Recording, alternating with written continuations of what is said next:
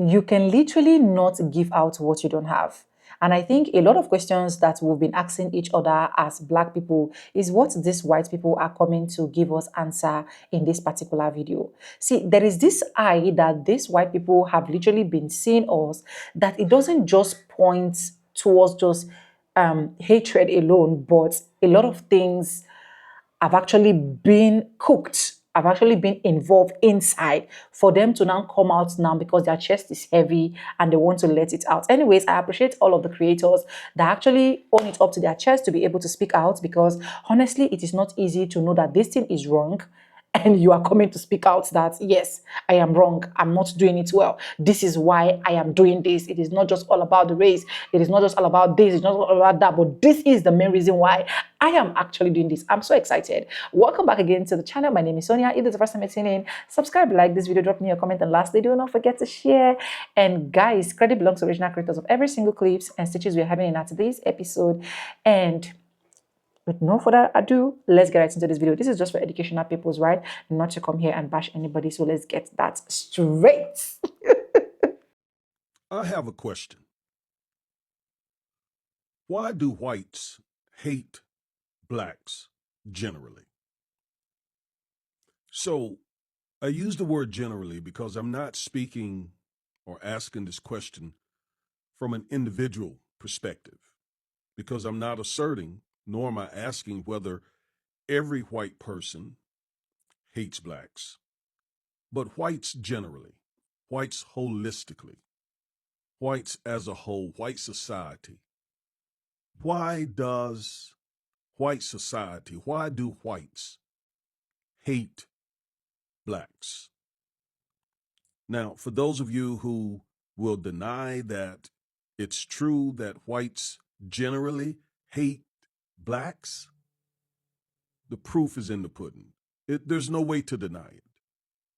So hang around. I want to talk about that for a few minutes. Don't even waste my time with it's not true. I mean, it is true. We have exhibit after exhibit after exhibit after exhibit, and we're going to get into that. Let's have a serious dialogue. I want you to answer me in the comments as well. And again, the question is, why do whites hate blacks generally? That is the question that I'm asking. Give you time to think about it.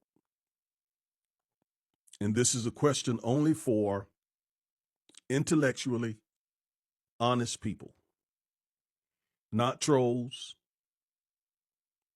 but people who are ready and willing to have a serious dialogue on this question. It's a question I don't think America has ever asked. We've never had a serious dialogue about this. Again, why do whites hate blacks generally? Now, let's start with the definition of hate. What do I mean when I say hate?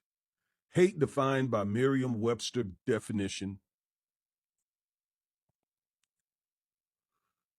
is an intense hostility and aversion, usually deriving from fear, anger, or sense of injury. So when I say hate, I'm using the Merriam-Webster dictionary's definition.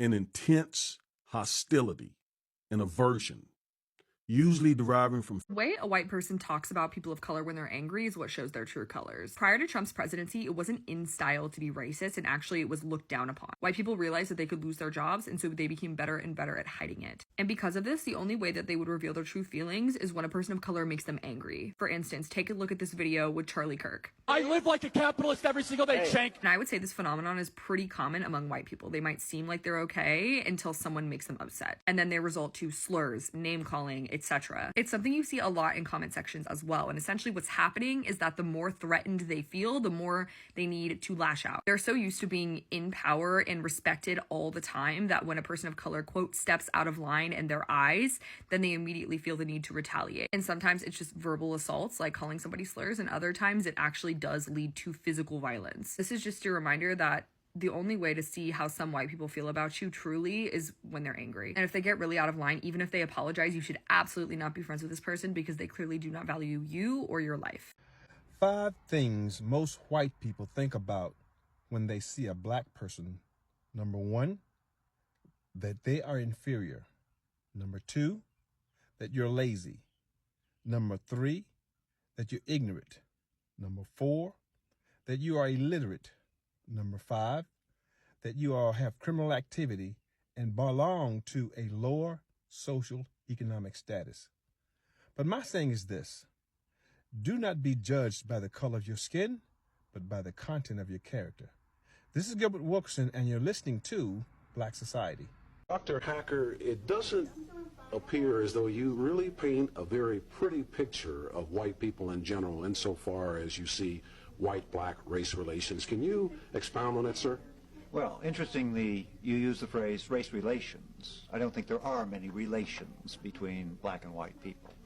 What I would say very simply is that those of us who are born with this pigmentation have certain privileges, things we can take for granted, we have the safety, the security, so we don't want to lose this. Now, this also means that, and here's the unpleasant part, that so much of our safety, security, status comes from putting down black people, saying we're not like them. We're Europeans. We're more highly evolved. We've got talents they don't have. And that's where you get, the flip side of this, which really is the ugly side of racism.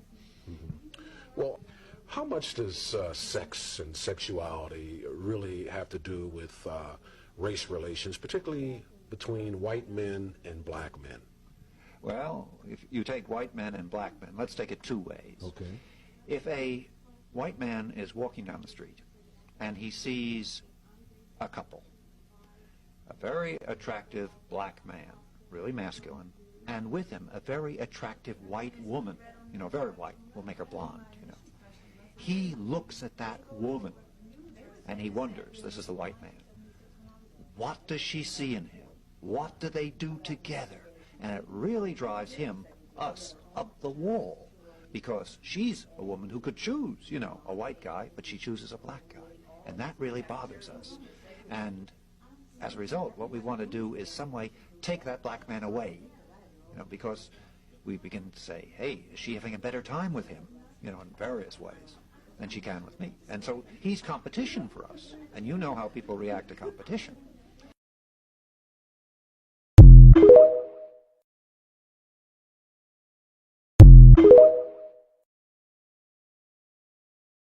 Even black people themselves have got frustrated and have said that the LGBTQ movement is trying to associate their struggle with the black struggle, right? So they're trying to say, well, you're trying to oppress us like the way the black people oppress. With all due respect, just from an observatory point of view, the oppression that black people went through is nowhere compared to what the LGBT. And it will never be. Okay, why? Because the LGBT, if anything, right, this is how you know the system is so biased. They've done more for the LGBTQ rights than they've done for black rights or any other person's rights.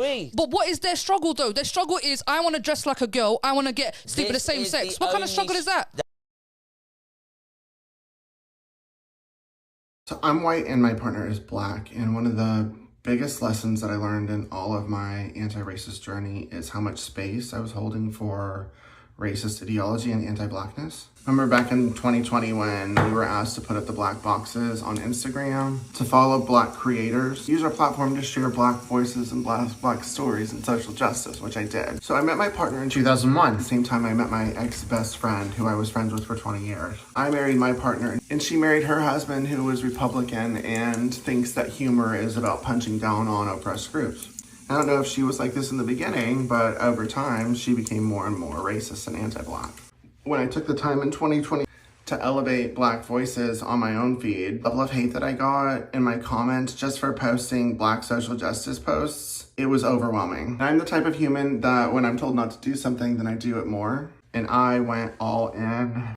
I severed ties with a bunch of companies that I worked with, held a fundraiser where we raised over $150,000 for anti-racist organizations. And I assumed my best friend was along the journey with me. It was the first time that I had experienced in my comments white women telling me about their feelings about things. And to me, I was like, why are you as a white woman telling me how you feel about actual facts happening to the black community? And I would respond that I didn't care about your feelings. But I didn't realize that my best friend was identifying with my responses. Our friendship ended when she said something, and my response was that it sounded like she was hanging around a bunch of white people, to which she went off. Later, which she told me that she needed a break from our friendship because she didn't want to see me destroy what I had built with my social media, and she thought that I was going crazy, neither of which I was doing. And when my best friend did that, it destroyed my daughter, who thought of her as an aunt, so I severed the relationship altogether. And it wasn't until that point that I realized how much space that friendship was taking up in my life. I was holding a lot of space for racism. I was holding a lot of space for anti-Blackness. She and her husband perpetually punched down. They were fatphobic, ableist, racist, homophobic. I would correct them occasionally, but it never ended well, so for the most part, I just let it slide, or I laughed to get through it. And now, almost 3 years later, in my own anti-racist journey, it wasn't just the racist jokes that I was holding space for. It was that she would often discredit my spouse's opinion. She actively was doing and saying things trying to cause harm to my relationship. And because I often took her side on things and saw her perspective compared to my partner's, that relationship kept me from getting as close as I am now to my spouse. Because I know it's my responsibility as someone who's white to use my privilege to always correct anti-Blackness and racism whenever I see it and hear it. Not occasionally, and never should I ever laugh along with them, because that makes myself complicit and it makes that other person think that it's okay. And after 20 years, I was barely pushing back on her, how I always should have, and she flipped a lid, which to me shows me now that I should have never been friends with her. Because it's not a lot to ask someone not to be racist and not to be anti-Black. But I also recognize now that me holding space for her at all was the biggest problem. So of all lessons, this one has been the biggest lesson that I've learned. Because between my ex-best friend and my conservative family, who I'm estranged from now, I left very little space for my spouse, let alone for my spouse encountering systemic racism, because I was too busy placating the racists in my life instead of protecting my spouse from them.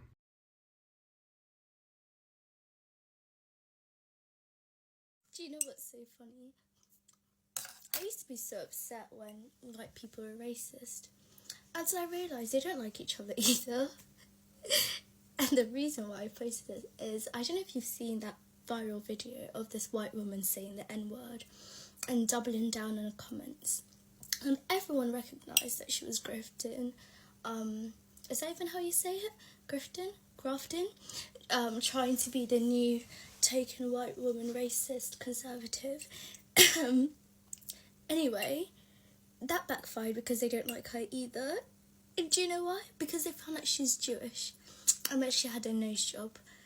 So now, after all the support, they're hating on her because she's not white. She's not white enough. Even white women struggle with this. You can be white and still not white enough. I made a thread a while ago trying to understand why there's so much discourse about hair colour in the white community. People love to throw around that black people care so much about hair. We always make a big issue about hair. But I've grown up around white people. Hair is a massive thing in their community as well. And they even have their own form of colorism through hair. If you're blonde, you're basically the equivalent of a light skin. If you're a brunette, you may as well be a nigger. And if you're a ginger, oh, don't even show your face. I remember in school, the people that got bullied the most were people that were ginger. So, this is to say, white people don't even like themselves. They don't like each other. They're constantly reshifting, redefining what it means to be white, because at the end of the day, it's only a few select that they want to experience the privileges, the white supremacy-ness. So, if a white person's ever racist to you, don't be offended. Because there's going to be a group of their own that don't like them either. I am so sick of the people that, like, listen, I want to talk and I'm going to talk and I'm going to say what I want to say, and none of you can stop me from saying it. Like, I'm sorry, I done my practice and I done my revision before coming on this platform. I revised. So I know that a lot of people are going to try and stop me from talking, but I will not be stopped. all right? And you can't cancel me too, because none of you put me where I am, okay? So I want to say that black people have privilege, because we do. We have privilege. Use your privilege. Open your eyes. Do what you need to do for your life. Take it by force. Make a way where there is no way. Stop allowing yourself to be, oh my God, it's not fair. Life is not fair. Life is not fair because you are not doing what you need to do. Don't you realize that? Don't you get it? You have everything you need. When people who look like me say things like, not everything has to do with race, or there isn't a racist bone in my body, this is a pretty good indication that they are steeped in their white dominant culture and are relying on their white privilege, and that something in society, perhaps an event, a person, or an idea, has disrupted their white privilege and made them to feel uncomfortable. You see, one of the hallmarks of white privilege is that people who look like me have the ability to stop thinking about these issues. We don't necessarily have to think about issues of inequality and racism or institutional and systemic issues in our society because they do not impact us on a daily basis. However, if you are black, brown, or otherwise a person of color or a member of a marginalized group, these are issues that you cannot afford not to think about because they impact you on a daily basis. I grew up in a society where no one ever looked at me as a suspect. I was never treated as someone who had nefarious motivations. People were always willing to help me. And never in my life did I fear that a routine traffic stop would end my life. But this is something that black, brown, people of color, and people who belong to marginalized groups have to deal with on a daily basis. So the next time you hear someone who looks like me say it's not about race, remember, they are exercising their white privilege. And they can afford to do so because society favors the color of their skin.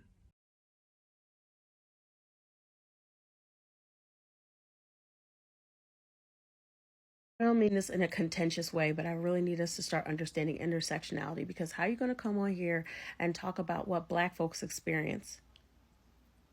How are you going to do that?